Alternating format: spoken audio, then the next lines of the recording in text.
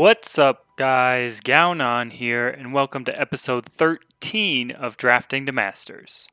We're starting to make our climb through Diamond. It's not going as quickly as we hoped, but hoping we can further ourselves in this draft and make that final push to Diamond and wrap up this series nicely. I hope you guys have been enjoying all the extra content this month since I've been struggling a little bit, but I hope it's been enjoyable to watch. You've been learning along the way and been encouraged to make your own climb to Masters draft as well. Without further ado, let's get into another draft.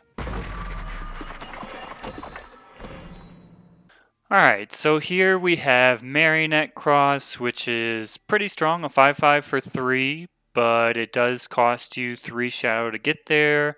There's also an Ankle Cutter, and then there's probably one of the best cards in the format, Changey Stick, which is totally splashable. So I think it just makes sense to take Changey Stick here over everything else. Armadillo is a fantastic pickup. Somebody picked an uncommon over Armadillo. Maybe there was another standard in here or something that would cause them to pick that over Armadillo, but I still don't think I would pick that over Armadillo. So for me, it's just an easy Armadillo. How many times can I say Armadillo? Okay, so now we've got a lot of good Justice cards coming through. I think it makes sense to take Master at Arms here over Peacekeeper's Helm. And we'll see if we end up in Cambrai, splashing Primal, or maybe we don't even end up in Justice. Another great Inspire guy with left-right target caller, but I think it's just better to take Workshop Tinker here rather than venturing into a fourth color. Workshop Tinker has good synergy with Armadillo already, so might as well take the Tinker. Ooh, Linebreaker's Shield is very nice. Some decent shadow cards coming through as well, but I'm going to take the Linebreaker's Shield and hope we can find a way to splash these strong primal cards at the moment. Amanera is a fantastic pickup for us, so we'll take that. Don't love either of these cards, but we'll take Baton, maybe we play it. Illumination Wisp is amazing with Armadillo, so we'll take that. And what's good with Illumination Wisp? Spiteful Lumen, make it deadly, why not? This deck is just kind of building itself at the moment. We'll take the Crown Watch Recruiter. Another Amanera is great, and Huddle Together is fine. So Mistveil Drake is a bomb. We're going to take that here. It's way better than everything else in the pack, and another reason we want to splash Primal. So let's take Mistveil Drake. Oh my goodness, maybe we're not even supposed to be in Justice at all. Maybe it's just a Legion. So Champion of Wisdom has the potential to be very strong. Really like Jotun Cyclops and Stormlinks as well. Even Yeti Snowslinger and Dispel. So just lots of good cards coming through. Even in Justice, we've got Bright Mace Paladin, Entrapment, Hero of the People. So this pack is just, the power level is very, very high. A common was taken. I'm wondering if it was like a Torch or something like that, which would be fine by me because it'll mean my lane is wide open. Dariax Hatchling is amazing. Much better than anything else in this pack, so we'll take it. Excavation Assistant could be okay for us, but I think I'm just going to take the Confessor. Would we splash for that? Also probably not. So if we take out the cards we're not going to splash for in Justice, all we have is this Linebreaker Shield potentially. We could take Frontier Confessor and splash for that, but there are other silence effects in our colors, so, or mostly in time I should say, like Dispel and Archive Curator. So I think I'm just going to take the 2-drop and Scaly Gruon to hold the ground while we finish them off in the air. Yeti Troublemaker is a reasonable pickup here, better than everything else in the pack for us. Spirit Blade Stalker is a good 4-drop as well, but we have so many good Elysian cards that I think we want to lean that way at this point. Bold Adventurer is a fine 2-drop.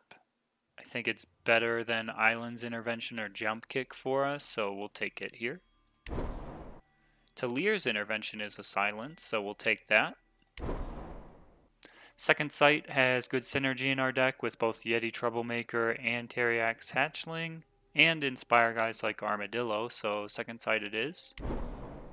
The banner doesn't help us splash anything. Don't think we're playing Yeti Spy, but we'll take it just in case.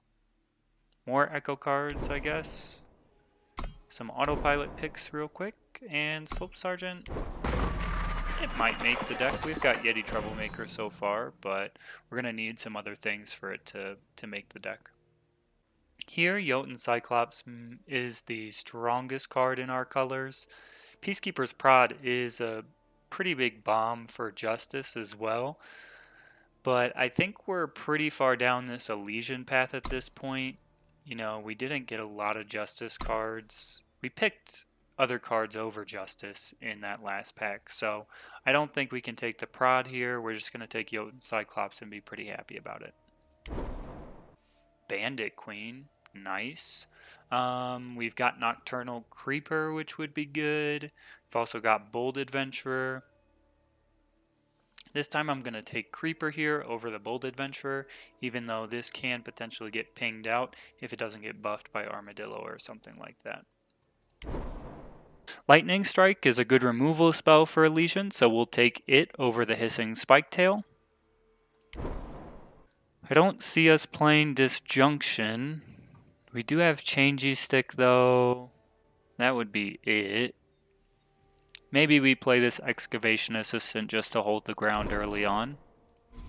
So there is this Combre banner here. We would gain Linebreaker's Shield if we played it. Don't know if we really need it. Instead, I'm just going to take the Yeti Snowslinger since it has good synergy with Slope Sergeant. Another Talir's Intervention could be reasonable. Jump Kick could also just finish a game for us. So I'm just going to take the Talir's Intervention here. Silence is pretty strong in this environment, so I'll take it over Jump Kick. Dispel is another great silence effect, so we'll take that. Is there anything in our deck that cares about night or has Nightfall? We have one other Nightfall card with Nocturnal Creeper at the moment. So we could play Winter's Grasp. Maybe we'll get some other Nightfall stuff in the last pack. Other choice is Pack Hunt, which I don't see us really needing. We've got plenty of guys in the air between Champion, Mistveil, Teriak's Hatchlings, Illumination Wisps, Changey Stick helps us get a guy in the air, Excavation Assistant. So I don't think we're going to need extra dudes in the air or extra ways to finish the game. So I'm going to take Winter's Grasp. Nothing here for us. Sky Snapper might make the deck. Don't think Discipline Amanera is in, but we'll take it, and Cover of Darkness. So Lumen Attendant is very good for us. There's also Meditation, which is not bad with things like Teriak's Hatchling, but I'm just going to take the stronger Lumen Attendant rather than the more synergistic Meditation. Temple Shihan is great. It's a very strong primal card, and we're happy to see it. Now we really don't need to worry about extra finishers because everything will have flying, so we'll take that. Campfire Watchman would hold the ground. We have another Illumination Wisp. We also have Training Ground and Temple Standard. So these are all reasonable picks here. I think it's between Standard, Training Ground, and Illumination Wisp. And for me, I'm going to take a second Illumination Wisp here. A 1-3 Endurance Flyer is very good. Buff that up with Armadillo to a 2-4, and it's just insane. Well, we definitely don't want Sandstorm Scarf. Training Ground seems fine here. We didn't get the fixing to play the Linebreaker's Shield, so we're not going to pick up a second one, so we'll just take Training Ground. Spikeback seems good for us. We don't have a lot of big units at this point, and we're pretty low on 4-drops. We've got a lot of early game, so I think taking Spikeback here over another Training Ground. Mistress of Light is even reasonable just because we have a few wisps now. So Mistress of Light could see play, but I'd rather just take the stronger card in Scavenging Spikeback. Rabid Yeti seems fine, Plover seems fine, Grave Tender seems fine. I'm going to pick Rabid Yeti for the extra removal here. Once again, don't think we need the extra beef of Subterranean Sentry or anything like that. Plover could be pretty reasonable too, though. But I'm just going to take Rabid Yeti. So we got the Temple Standard anyway, that's pretty great. Don't think we'll play it, but we'll take Sandspout Mirage. Rotor Cycle is welcome. I think it's better than Advanced Scout for us. We have plenty of 3-drops at this point. This might be the first time that Rotor Cycle doesn't make a deck for me. 2 Rotor Cycles. Alright, so we have a ton of units, good attachments. Don't know if we need Winter's Grasp, but it is removal for us. Don't think we need the Herald Song. Everything else is fine here. I think all these are fine. So really we just need to cut units. And quite a few actually, because we're currently at 24 and this is going to be a 17 power deck for us. So need to cut 5 cards, 5 units. Seems like the right amount. So top end is good. 4-drops, we can cut Mirage.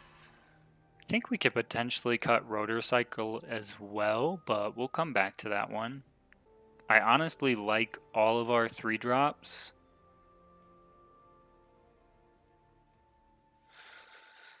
Maybe we don't need 2 Watchful Amanera. Some of these cards, or some of our spells, we're going to be playing on their turn. So that makes Watchful Amanera not as good. So we'll go down to 1 instead of 2. I think we do need to take another 4-drop after taking a 3-drop out. And I think the worst... It's either Spikeback or Rotor Cycle. Maybe we just take out Spikeback because we're just going to be winning in the air. So we'll just take out Spikeback. And then 1 and 2-drops is the next place to look. I probably don't need this Excavation Assistant. Can take that out. Can probably take Gaonan out. We'd have 6 2-drops at that point. Yeah, I think that looks pretty dang reasonable. Make it 7 with Training Ground, so yeah. Only thing this deck is missing is like Archive Curator or something like that, but this deck looks really strong. How many Yetis do we have? 4. So this Slope Sergeant is pretty loose, but I think it's fine to include it here. Alright, so let's get some power added to the deck. Nothing besides the standard. A 10-7 split. There is much more double primal. So let's look at a couple hands just to see how this 10-7 split feels. Alright, we got a lot of primal. I think we would keep that. This we would redraw. Yeah, this looks good. Alright, so the 10-7 split seems like the right one. So I think this is our deck. Just want to close out this drafting and deck building portion by saying thank you for taking the time to enjoy my content. I hope you learned something along the way. And I hope you'll join me for the games video next. And before we get into the games, we'll talk about how I think the deck is going to perform, and then we'll actually see how it does. So I'll see you in the next video.